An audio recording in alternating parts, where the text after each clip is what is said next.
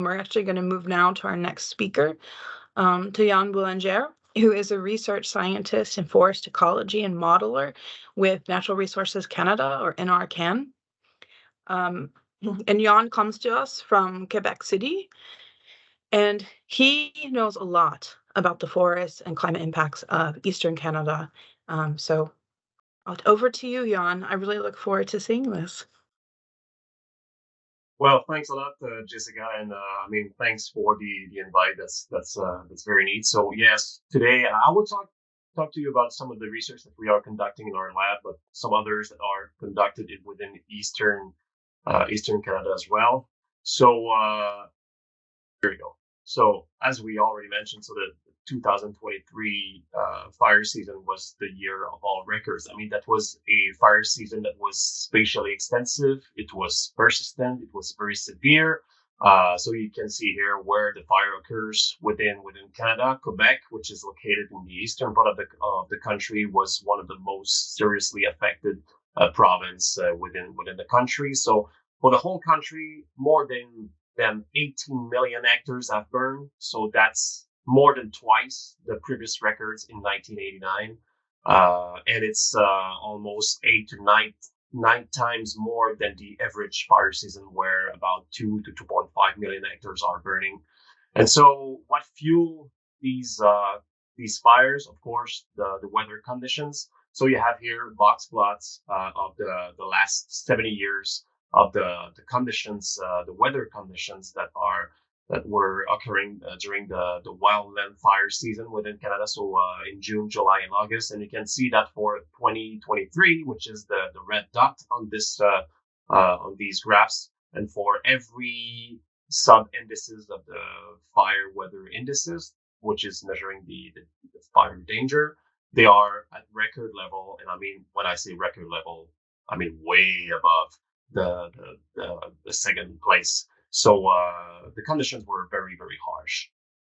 And of course, those conditions were driven by climate change. So I was part of a research team that actually conclude that climate change was more than was responsible to the conditions that drove those fire were at least twice as likely to occur just because of climate change.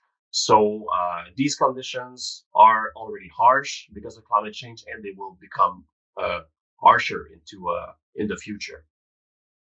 And of course, when we are talking about the impact of fires, of course, there are impacts on forests and anything else. But of course, there are impacts, like we just said before, on evacuations. So you have here places that have been evacuated or where there have been some structural loss between 1980 and 2007 in Canada.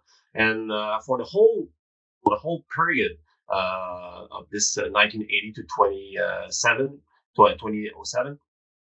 there have been 547 evacuation events with about 200,000 people that were evacuated.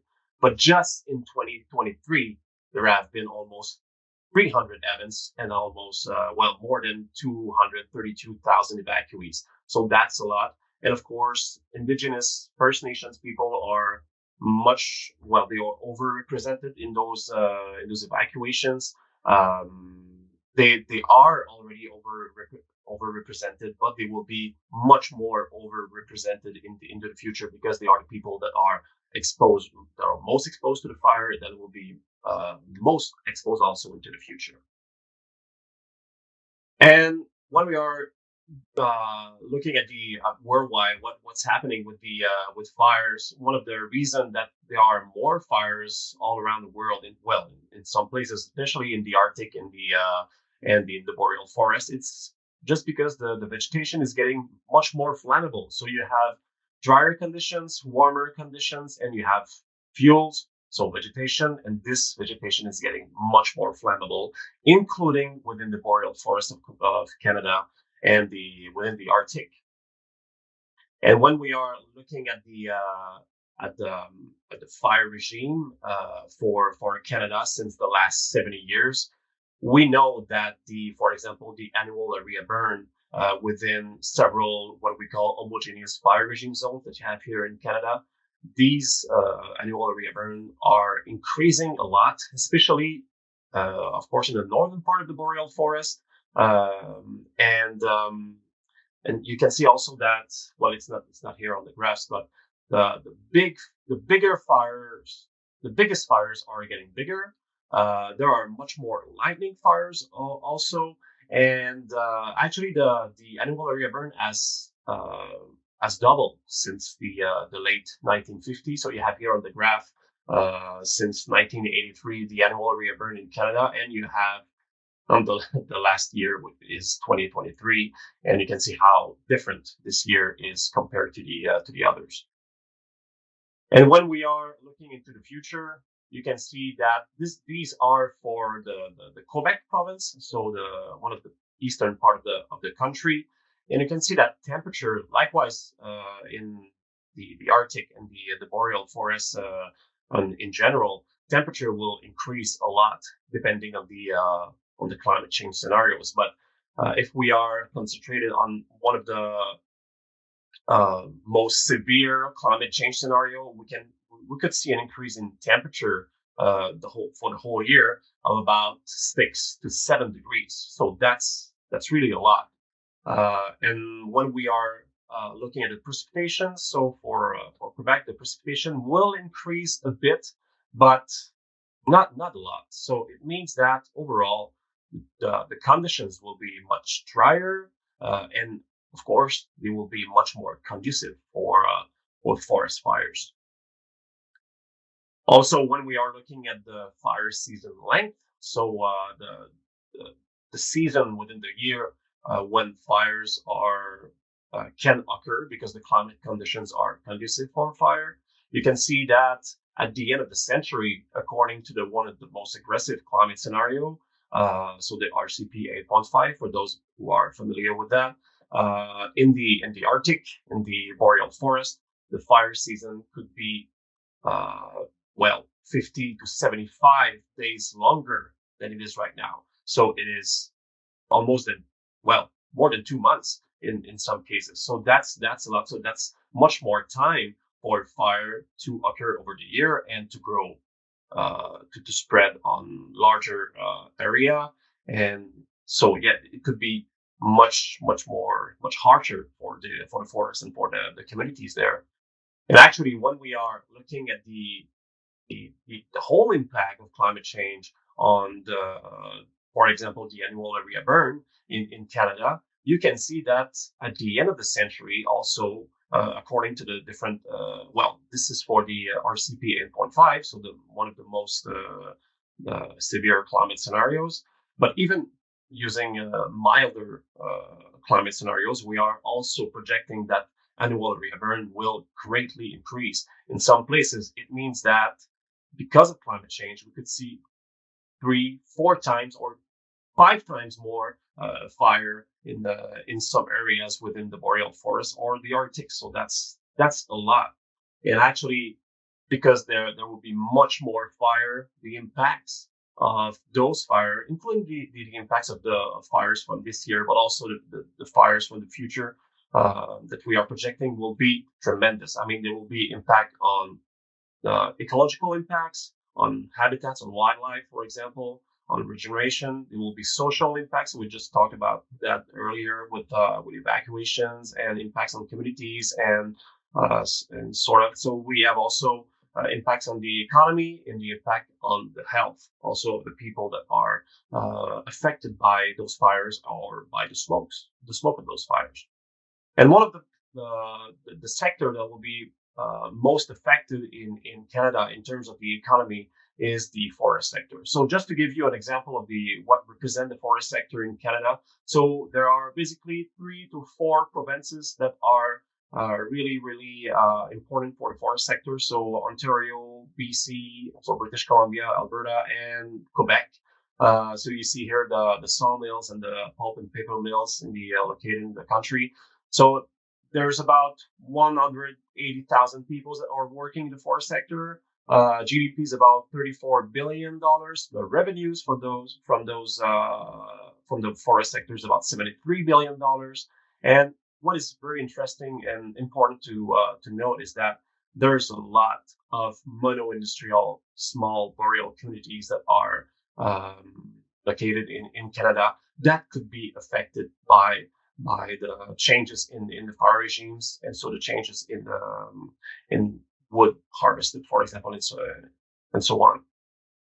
So just to give you an example, of course, if we have done analysis in the past to see if wildfire is going to increase, and if we are going to continue to harvest the forest at the same rate as we are doing it right now. Of course, those cumulative impact will be much greater, and at some point, the forest will not be able to provide any, will not be able to have enough wood actually to provide to the mills. And this is an example here from for an area in northwestern Quebec, actually where most of the fires occurred this year. And you can see that everywhere which is orange or red, it means that with the increased fire and the rate that we are harvesting the forest right now, we are way above the productivity threshold, I would say, for the forest. So that's already the case for 2025. But in 2085, I mean, there could be large area that could be affected by this.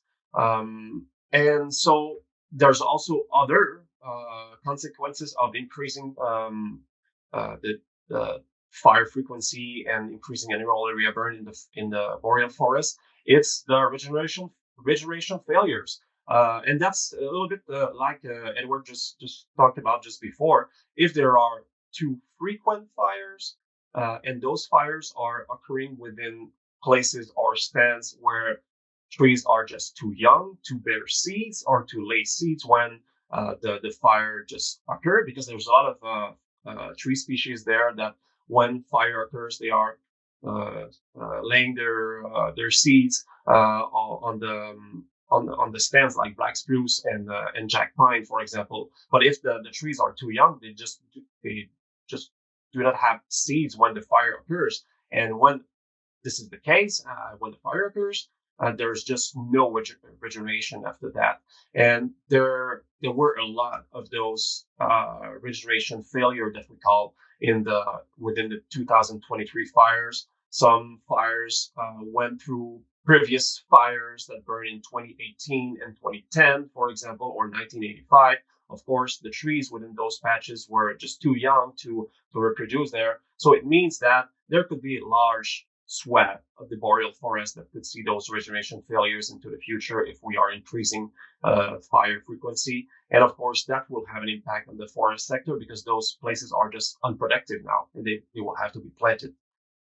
And because of those impacts on the forest sectors, it means that if we want to have sustainability on the system, we will have to lower a lot what we call the annual allowable cuts, so the timber supply actually. So this is an example for an area in central Quebec where within the boreal forest where we are projecting a lot of increase in fire activity.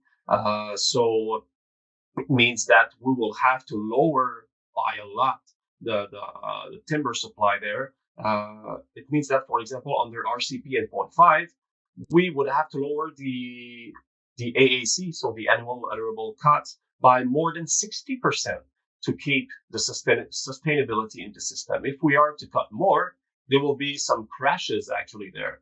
And one thing also that we have to see is that if there are more fires, it means that we will have also to cut more salvage wood actually, because to have sustainability, so stability in the timber supply, just because there will be much more younger stands and there will be much less stands that are harvestable. And one thing also that we will see, and we're just told this before in Yukon, so that's the same thing in Quebec. If there are much more fires, some species will be promoted by those fires, and that's the case for aspen trees. So everything, everywhere where you see green on this map, it means that there will be much more aspen into the future than what it is right now. just because of climate change, and mostly because there will be an increase in fire activity. So if there's more aspen, of course, aspen is not a tree that is promoted actually, or it's not wanted, I would say, by the forest industry. It means actually that the forest industry will have to change its habits actually to harvest the woods at some point. It means also that the cost to get this timber will increase a lot because those fires will produce much younger stands.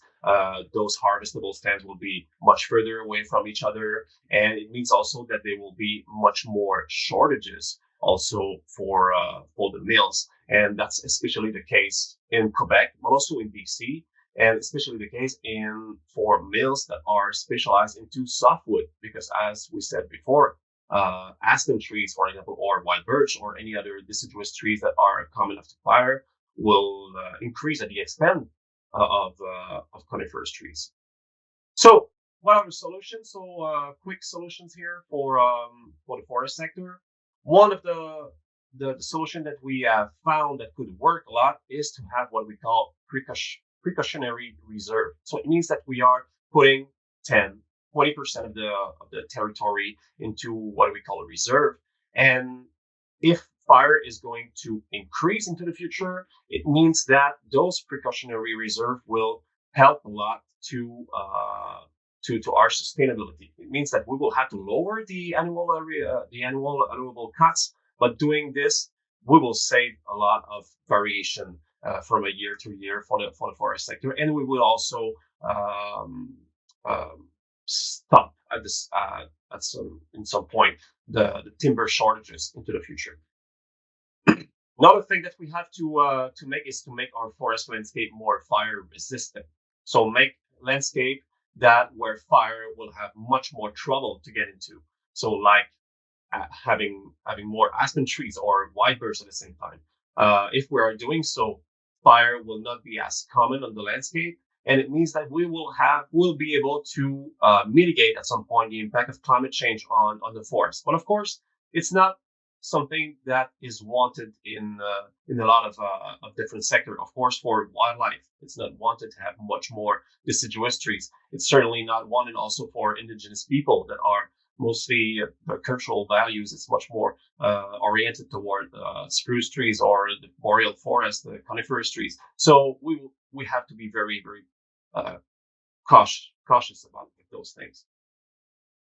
And also another solution that we can have is to have what we call variable retention, or to favor fire resilient species. So when we are doing variable retention, like you see on the picture, you leave mature trees in the cut blocks. So if a fire occurs there, it means that those trees will be able to seed the area, so we will not have a regeneration failure if the trees if a fire is to occur in those stands. And we could also favor some species that are much more resilient to fire, like jack pine. Jack pine is a species that can have cones and seeds at a very young age, like 10 years sometimes, or 15 years. So if a fires are much more frequent, the stands will be able to regenerate and to bring back their ecosystem services on the landscape.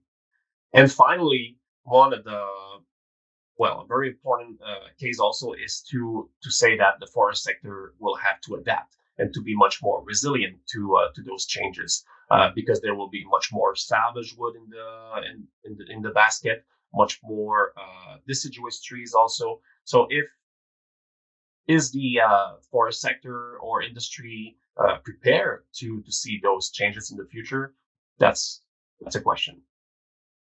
And so we can see that for the forest sector, but for other sectors also of the economy and the society in Canada, or especially in the eastern part of the country, that it means that the next few decades, because of the increase in fire activity, will be a vast undertaking for the future. So we will have to assess the cost of those strategies, and of course also what is the cost of doing nothing. So that's something that is very important. Do we have the capacity to bring those changes at the community level, at the regional level, at the provincial level? Also, we have to find what we call the win-win strategies. Some strategies will be good for the forest sector, but will be also good for the wildlife or for First Nations, for example. So we have to build on those win-win strategies, and so that's it. So in the upcoming weeks and months, there will be lots of thinking about those strategies in Quebec province. So just stay tuned about this. Thanks. Mm. Wow. Merci. Thank you, Jan. We have a few questions for you, but we only have time for one. So I'm going to go to the first that was posed, which is that so we've noticed in, say, more temperate landscapes in contiguous US that wildfire trends were partly a function of changes in management practices. So essentially, a lot of fire suppression. Was this true in Eastern Canada? Was fire suppression a part of this, or was it less prevalent? Well, that's a very very difficult question to answer. There's a lot of people that think that yes, suppression has an impact. In our case, in the eastern part of the country, actually, forest management itself has had an impact on fire activity in the last decades, but it's very different from what is happening in the western part of the country, where forest harvesting, for example, is making forests much more flammable. Here, it's the opposite. Just because there's much more management here, there's much more aspen trees that are growing, for example, after harvest, or white birch that are less flammable than coniferous trees, and we have seen our forest landscape getting less flammable, I would say, in eastern Canada. But despite of that, despite the fact that we have seen less flammable landscape, just because of climate change, just because of the conditions are getting much more conducive for fire, we were able to experience those fires this year, and these fires this year just occur within places that have been very extensively harvested before, and where there have been some fire suppression or harvesting in those areas, but despite of that, we can see a lot of fire activity right now. So would it be fair to say that, to sum it up, that even though there's been this less flammable deciduous growth in parts of Quebec, the climate shift has warmed so much that just the fire, right, the fire weather conditions are such that the landscapes will still burn. So the Yes. deciduous did not really decrease the fire risk. Well, this just decreased the risk. So it could have been much worse actually if the forest was looking the same as 40 or 50 years ago. But despite of that, we fires were very big this year, and a lot of Animal River. Yeah. I think we'll have a lot to learn from Quebec and Eastern Canada's experience this year, because these are similar systems to the Nordics. That's And right. actually, yes.